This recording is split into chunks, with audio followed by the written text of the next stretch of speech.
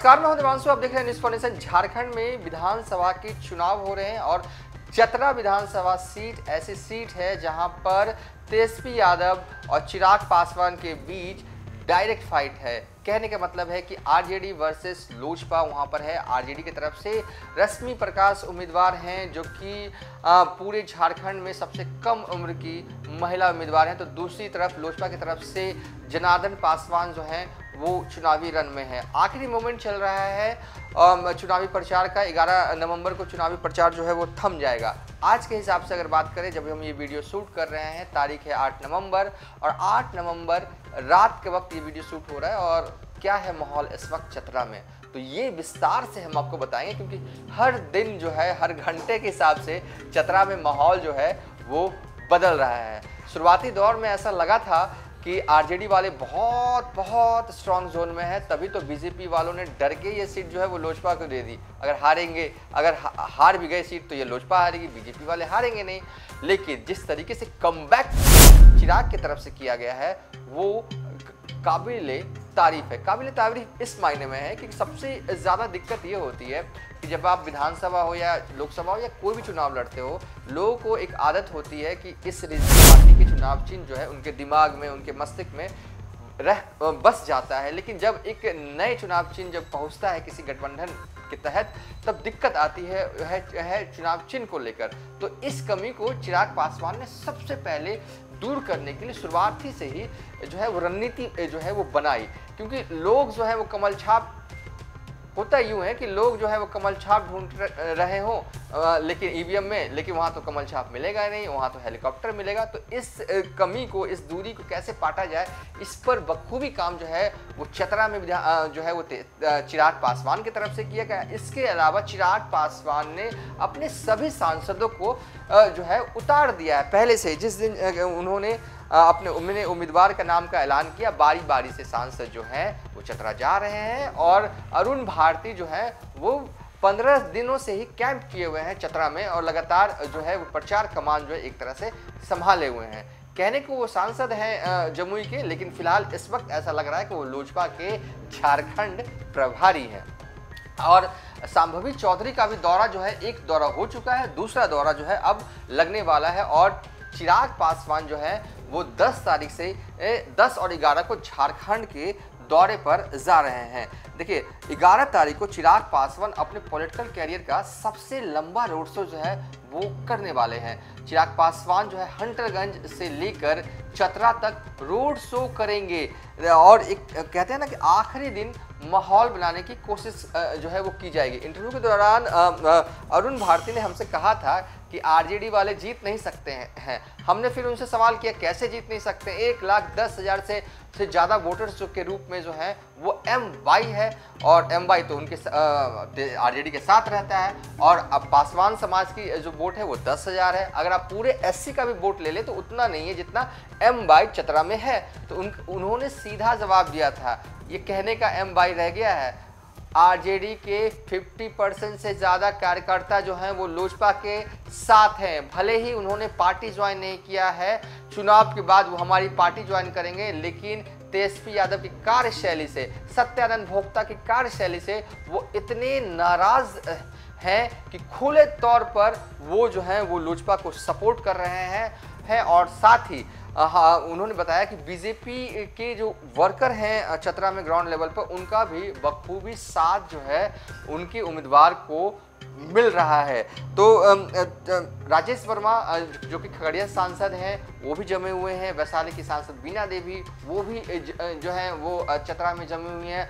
Pamphlet लेके भाई साहब चिराग पासवान के सांसद जो हैं वो घूम रहे हैं और कह रहे हैं कि हेलीकॉप्टर छाप है, इस बार हेलीकॉप्टर को वोट देना है, कमल यहाँ नहीं रहेगा, कमल और हेलीकॉप्टर चतरा में एक हो गए। इस तरीके से रीजनल भाषा में, आसान भाषा में चिराग के सांसद जो है वो समझा रहे हैं गांव में जाकर, कस्बों में जाकर कि यहाँ पर हेलीकॉप्टर छाप है। ये बड़ा चैलेंजिंग था और इस चैलेंज को जो है वो बहुत अच्छे तरीके से चिराग पासवान की पार्टी ने जो है एक्सेप्ट करके जो है वो फुलफिल करने की कोशिश जो है वो की गई है। तो ओवरऑल कहें कि चतरा का माहौल ये है कि हाँ, आज तेजस्वी यादव चतरा के दौरे पर रहे। चतरा में उन्होंने चुनावी जनसभा को संबोधित किया और पता है वादा क्या किया उन्होंने?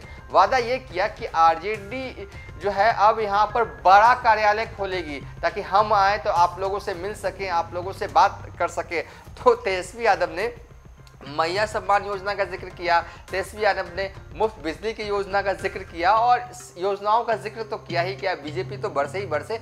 नया मुझ में उनकी बातों में यह लगा कि आरजेडी का कार्यालय खुलेगा चतरा में। तेजस्वी यादव अपने चुनावी कैंपेन के दौरान ये ऐलान करके आज जो है वो वापस लौट रहे हैं। तो और साथ ही ये भी कहा कि हमारा ध्यान जो है चतरा पर रहेगा, जो भी जनता की समस्या होगी हमारी पार्टी की तरफ से सुनी जाएगी। मतलब कि ओवरऑल एक कहने वो चतरा में ये कह रहे थे कि आप लोग ये ना समझिए कि आरजेडी जो है वो बिहार की रीजनल पार्टी है, उसे चतरा से कोई मतलब नहीं है, भले एक आध सीट जीत जाए। वो बता रहे थे विस्तार से पॉइंट वाइज पॉइंट कि नहीं, आरजेडी का फोकस जो है वो चतरा में है और आरजेडी यहाँ रहेगी, ख्याल रखिए कि यही बात बता रहे। कोडरमा में भी थे तो लब्बो लुबाबू उनके बयान का यही था, वो बार बार जिक्र कर रहे थे कि हम कोडरमा, आरजेडी ने कभी कोडरमा को, राष्ट्रीय जनता दल शब्द का इस्तेमाल किया था तेजस्वी ने कि राष्ट्रीय जनता दल ने कभी कोडरमा को नहीं छोड़ा, हम हारे या जीते हम हमेशा कोडरमा के जनता के साथ। इस तरीके का भाषण जो है वो तेजस्वी यादव का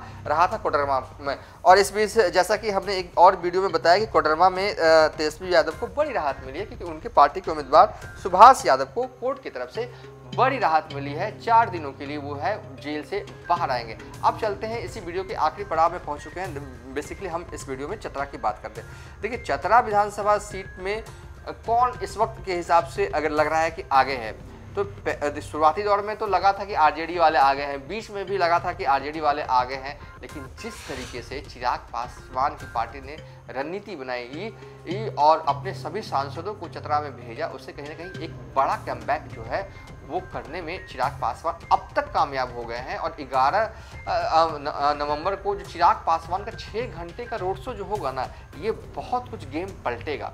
ये बहुत कुछ जो है 11 नवंबर को होना बाकी है चतरा में। चिराग पासवान की तरफ से देखना होगा किस तरीके का रोड शो करने में कामयाब हो पाते। 6 घंटे का वक्त तो निर्धारित किया गया है, लेकिन जब वो सड़कों से गुजरेंगे तो क्या लोग उनके लिए पलक पावड़े होंगे, लोगों की निगाह उनको देखने के लिए जो है वो खड़ी रहेगी, ये सब कुछ देखना होगा।